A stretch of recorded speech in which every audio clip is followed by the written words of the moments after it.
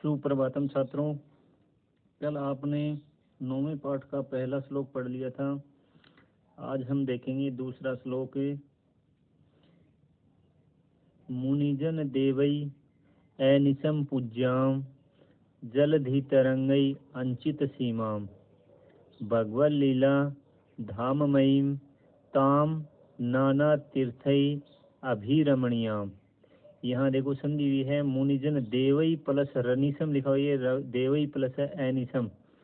देवई प्लस एनिसम में ऋतु विसर्ग संधि हुई है। फिर आगे है तरंगई प्लस अंचित, यहाँ रंचित लिखा हुआ है, विसर्ग का रह है। तरंगई प्लस अंचित, यहाँ भी ऋतु विसर्ग संधि है। भगवत लीला में भगवत प्लस लीला, यहाँ लत्व व्यंजन संधि भी है। लत्व व्यंजन संधि होती है कि उसमें क्या है कि तय के बाद लय आने पर तय को भी लय हो जाता है। फिर आगे है तीर्थई प्लस अभिरमणियाम, यहाँ र आया हुआ है, विसर्ग का र है। तीर्थई प्लस अभिरमणियाम में भी ऋत्व विसर्ग संधि है। ठीक है, अब हम अनुवाद देखेंगे।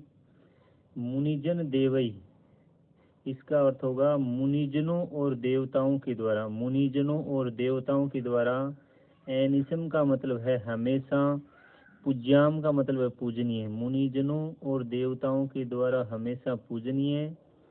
जलधि तरंगई, समुद्र की लहरों से अंचित सीमाम, सुशोभित सीमा वाली। समुद्र की लहरों से सुशोभित सीमा वाली। और भगवत लीला का मतलब है भगवान की लीलाओं का।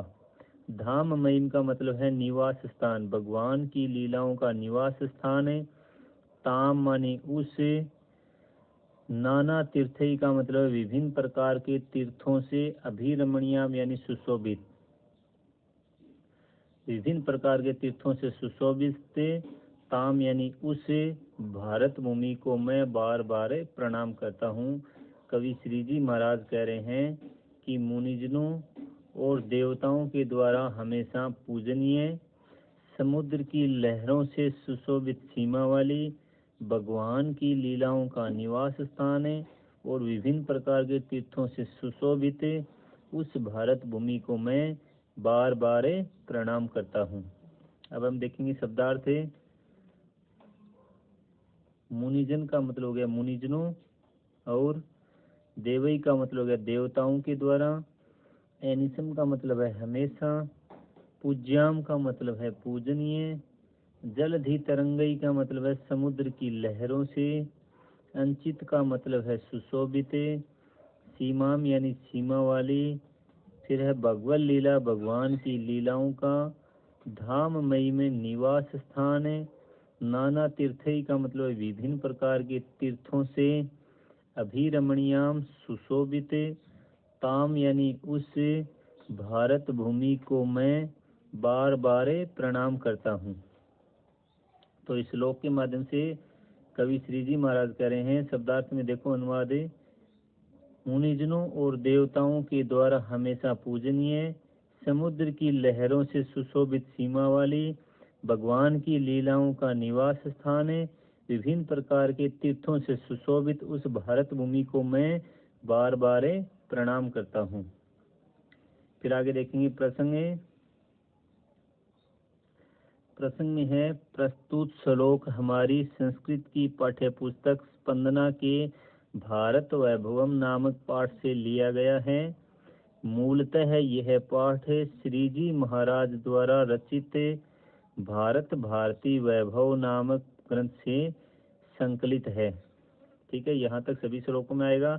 इस श्लोक में कवि भारत भूमि की विभिन्न विशेषताओं का वर्णन करते हुए कह रहे हैं कि, फिर अनुवाद आ जाएगा, मुनिजनों और देवताओं के द्वारा हमेशा पूजनीय, समुद्र की लहरों से सुशोभित सीमा वाली, भगवान की लीलाओं का निवास स्थान है और विभिन्न प्रकार के तीर्थों से सुशोभित उस भारत भूमि को मैं बार बार प्रणाम करता हूँ। अब हम देखें व्याकरणात्मक टिप्पणी। इसमें है देवई रनिसम, तो यहाँ है देवई प्लस एनिसम, ऋत्व विसर्ग संधि हो जाएगी। ऋत्व विसर्ग संधि। तरंगई रंचित, तरंगई प्लस अंचित यहाँ हो जाएगी रुत्व विसर्ग संधि। भगवत लीला में भगवत प्लस लीला लत्व व्यंजन संधि। ठीक है, अगला श्लोक देखेंगे। तीसरा श्लोक है अध्यात्म धरित्रीम गौरवपूर्णाम शांति वहाम श्रीवरदाम सुखदाम सस्य श्यामलाम कलिताम एमलाम कोटि कोटि जन सेवितम उदिताम। अलग अलग शब्दार्थ होंगे। अध्यात्म धरित्रीम का मतलब है अध्यात्म की भूमि। गौरवपूर्णाम का मतलब है गौरवपूर्ण। शांति वहाम का मतलब है शांति को प्रदान करने वाली। श्री वरदाम का मतलब है लक्ष्मी को प्रदान करने वाली। सुखदाम का मतलब है सुख देने वाली। सस्य श्यामलाम का मतलब है हरे भरे वर्ण वाली। कलिताम यानी सुंदर। एमलाम यानी स्वच्छ। और कोटि कोटि का मतलब हो गया करोड़ों करोड़ों जन यानी लोगों के द्वारा। उदिताम यानी प्रसन्नता पूर्वक। सेवितम यानी सेवित उस भारत भूमि को मैं बार बार प्रणाम करता हूँ। तो श्री जी महाराज इस श्लोक के माध्यम से कह रहे हैं कि अध्यात्म की भूमि गौरवपूर्ण, शांति को प्रदान करने वाली, लक्ष्मी को प्रदान करने वाली, सुख देने वाली, हरे भरे वर्ण वाली, सुंदर और स्वच्छ और करोड़ों करोड़ों लोगों के द्वारा प्रसन्नता पूर्वक सेवित उस भारत भूमि को मैं बार बार प्रणाम करता हूँ। तो यहाँ अलग अलग शब्दार्थ होंगे। देखो, अध्यात्म धरित्रीम का मतलब है अध्यात्म की भूमि। गौरवपूर्णाम का मतलब है गौरवपूर्ण। शांति वहाम का मतलब है शांति को प्रदान करने वाली। और श्री वरदाम का मतलब है लक्ष्मी को प्रदान करने वाली। सुखदाम का मतलब है सुख देने वाली। सस्य श्यामलाम का मतलब है धन धान्य से परिपूर्ण। और इसको हम हरे भरे वर्ण वाली भी बोल सकते हैं, धन धान्य से परिपूर्ण भी बोल सकते हैं। कलिताम का मतलब होता है सुंदर। एमलाम का मतलब होता है स्वच्छ। और कोटि कोटि का मतलब है करोड़ों करोड़ों जन यानी लोगों के द्वारा। उदिताम का मतलब होता है प्रसन्नता पूर्वक। सेवितम का मतलब है सेवित उस भारत भूमि को मैं बार बार प्रणाम करता हूँ। तो यहाँ शब्दार्थ में हिंदी अनुवाद होगा, सीधा ऊपर से पढ़ेंगे। इस श्लोक के माध्यम से कवि श्री जी महाराज कह रहे हैं कि अध्यात्म की भूमि, अध्यात्म की भूमि, अध्यात्म का मतलब हो गया यहाँ ईश्वर में विश्वास। जहाँ पर ईश्वर में विश्वास हो उसे कहेंगे आध्यात्मिक भूमि। अध्यात्म की भूमि गौरवपूर्ण, शांति को प्रदान करने वाली, लक्ष्मी को प्रदान करने वाली, सुख देने वाली, धन धान्य से परिपूर्ण, सुंदर, स्वच्छ और करोड़ों करोड़ों लोगों के द्वारा प्रसन्नता पूर्वक सेवित उस भारत भूमि को मैं बार बार प्रणाम करता हूँ। ठीक है, अब आगे देखेंगे। प्रसंग है, प्रसंग में है प्रस्तुत श्लोक हमारी संस्कृत की पाठ्य पुस्तक स्पंदना के भारत वैभवम नामक पाठ से लिया गया है। मूलतः यह पाठ श्री जी महाराज के द्वारा रचित भारत भारती वैभव नामक ग्रंथ से लिया गया है।